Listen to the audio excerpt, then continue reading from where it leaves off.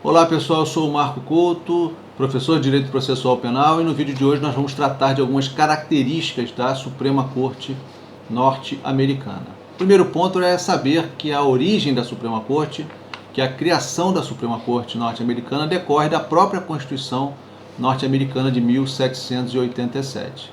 A Suprema Corte foi prevista na Constituição norte-americana, foi inicialmente instalada em Nova York, depois transferida para Filadélfia, e em 1800 ela foi instalada em Washington. E desde 1800, portanto há 220 anos, que ela funciona em Washington. O primeiro ponto importante que a gente pode abordar com relação à Suprema Corte é o fato dela ser composta por 9 ministros, ao contrário da nossa realidade. Ela é composta por 9 ministros, sendo um ministro-chefe e outros 8 ministros. Importante, lá não se tem o hábito, nos Estados Unidos, não se tem o hábito de chamar o ministro-chefe de presidente da Suprema Corte, ao contrário daqui, da realidade brasileira. Então não há, na linguagem mais informal ou na linguagem mais formal, mais protocolar, não há referência ao presidente da Suprema Corte norte-americana, e sim ao ministro-chefe da Suprema Corte norte-americana. Um ponto importante: cabe ao presidente americano indicar os ministros da Suprema Corte. Só que ele indica especificamente quem será o ministro-chefe e indica quais pessoas serão os demais ministros. Não há uma eleição, como ocorre aqui no Supremo Tribunal Federal, para, dentre os ministros, se escolher o presidente do Supremo Tribunal Federal. Lá não é assim. Lá o próprio presidente já designa ou já indica quem deva ser, caso aprovado pelo Senado, quem deva ser o ministro-chefe da Suprema Corte. Aqui a gente vê as indicações do presidente e vê que elas são submetidas ao Senado quase que de forma protocolar. Para que tenham ideia, a última vez que um Senado rejeitou uma indicação do presidente brasileiro foi em 1894. Lá nos Estados Unidos não é assim. O Senado faz realmente um filtro, há realmente uma pressão sobre as indicações do presidente.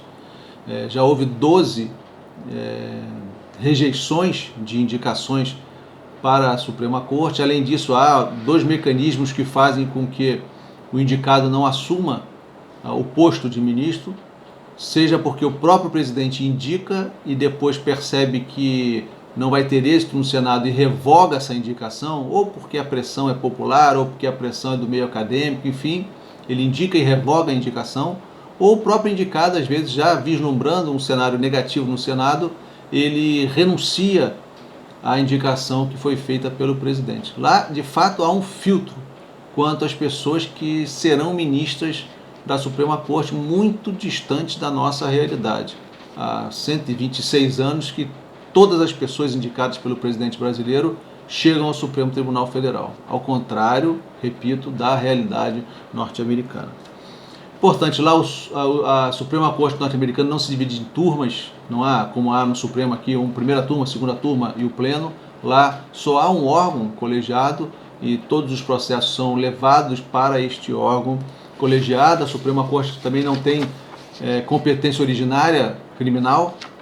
Ninguém é denunciado diretamente na Suprema Corte norte-americana, como aqui é no Supremo Tribunal Federal. Um deputado federal, por exemplo, que seja denunciado, vai ser denunciado diretamente no Supremo Tribunal Federal. Lá não há isso. E houve um caso famoso do ex-presidente Bill Clinton, quando ele foi, no exercício do mandato dele, denunciado na primeira instância norte-americana por um suposto assédio sexual a uma estagiária, a estagiária Mônica Lewinsky. Lá, aqui isso não seria possível. Eventual denúncia oferecida em face do presidente Bolsonaro seria necessariamente dirigida ao Supremo Tribunal Federal. Importante, lá o mandato do presidente, não há um prazo para o mandato. Ele é indicado pelo presidente para ser ministro-chefe. Se a indicação for aprovada no Senado, ele vai ficar como ministro-chefe o tempo que permanecer na Suprema Corte. Ou morrer, ou se aposentar por algum problema médico, mas enquanto ele estiver na ativa, ele será o presidente. Já houve ministro lá, presidente, que ficou por 34 anos na presidência, ou como ministro-chefe da Suprema Corte. Aqui, ao contrário, sabemos que tem um mandato de 2 anos, etc. E a realidade, portanto, é bem distinta. Lá não há limite de idade. Já houve ministro lá que atuou até os 90 anos. E E atualmente há ministro que com 87 anos de idade, há uma ministra com 87 anos de idade. Aqui na nossa realidade a situação é outra, porque aos 75 anos necessariamente eles têm que se afastar, eles têm que se aposentar, a aposentadoria compulsória.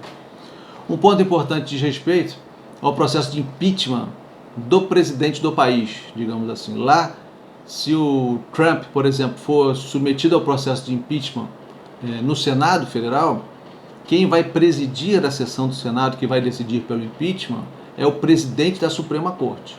Ah, mas aqui também é assim. Bom, é assim, mas não tem a mesma explicação lógica. Aqui é assim, por exemplo, quando a ex-presidente Dilma foi submetida ao Senado, quem presidiu a sessão foi o ex-presidente do Supremo Tribunal Federal, o ministro Lewandowski. Nós sabemos disso, mas a explicação é outra. Lá na realidade norte-americana, o vice-presidente do país, ele necessariamente é o presidente do Senado. Então, qual é a justificativa? Olha, ele é diretamente interessado no impeachment do presidente, porque se o presidente for impeachmentado, o vice-presidente, que é o presidente do Senado, ele vai ser favorecido porque ele vai se tornar o presidente. Então é conveniente que a sessão do Senado não seja presidida pelo vice-presidente ou pelo presidente do Senado, que é a mesma pessoa. Por isso que lá o ministro-chefe da Suprema Corte é quem vai presidir este processo de impeachment no Senado Federal. Aqui a lógica era igualzinha até 1891, que naquela época também o vice-presidente da República ele era o presidente do Senado, então se justificava. A partir de então não é mais isso. O vice-presidente da República hoje não é o presidente do Senado atual, necessariamente não é. Então, portanto, nada impediria de o presidente do Senado presidir a sessão de impeachment do presidente da República, já que ele não é beneficiário direto, ele não vai assumir a presidência da República caso o impeachment seja deferido, digamos assim. Mas a nossa Constituição prevê isso, realmente, quem tem que presidir a sessão do Senado no processo de impeachment do presidente é o presidente do Supremo Tribunal Federal. Mas veio com uma tradição, e até salutar que seja assim, porque os três poderes participam de um processo delicado, que é o afastamento de um presidente da República. Então, o presidente da República é submetido a julgamento, o legislativo vai julgar, presidido por um membro do judiciário. É interessante realmente que isso ocorra. Só não há a mesma explicação histórica que existe na Suprema Corte norte-americana. Quantidade de processos da Suprema Corte norte-americana é de causar inveja a qualquer ministro que já passou pelo Supremo Tribunal Federal. Lá eles têm um filtro muito apertado, digamos, de processos que serão submetidos à Suprema Corte norte-americana. Para terem uma ideia, no ano passado, 8 mil processos chegaram na Suprema Corte norte-americana e 80 processos foram julgados. Eles filtraram de uma forma que devolveram os outros para as instâncias inferiores. Não submeteram todos os processos a julgamento. Apenas 80 processos ano foram julgados na Suprema Corte norte-americana. Aqui nós temos um número realmente inviável. Em 2017, 130 mil processos foram julgados pelo Supremo Tribunal Federal. Não há como administrar isso, é quase impossível. Se a gente considerar, por exemplo, que o presidente não tem a mesma distribuição no Supremo Tribunal Federal, enquanto está no exercício da presidência, 130 mil processos nós teríamos que dividir por cada um dos outros 10 ministros, ou seja, cada um por ano vai receber 13 mil processos. É difícil conseguir administrar essas questões. Há outras informações sobre a Suprema Corte norte-americana, outras informações interessantes na medida em que nós comparamos, mas não há de fato espaço nesse vídeo para abordar todas as questões. O intuito é despertar o estudo pela Suprema Corte norte-americana, até para a gente conseguir comparar com a nossa realidade, porque a gente faz uma leitura muito melhor da nossa realidade a partir da comparação com outras realidades. É isso, siga o nosso site, acompanhe os nossos vídeos. Até a próxima.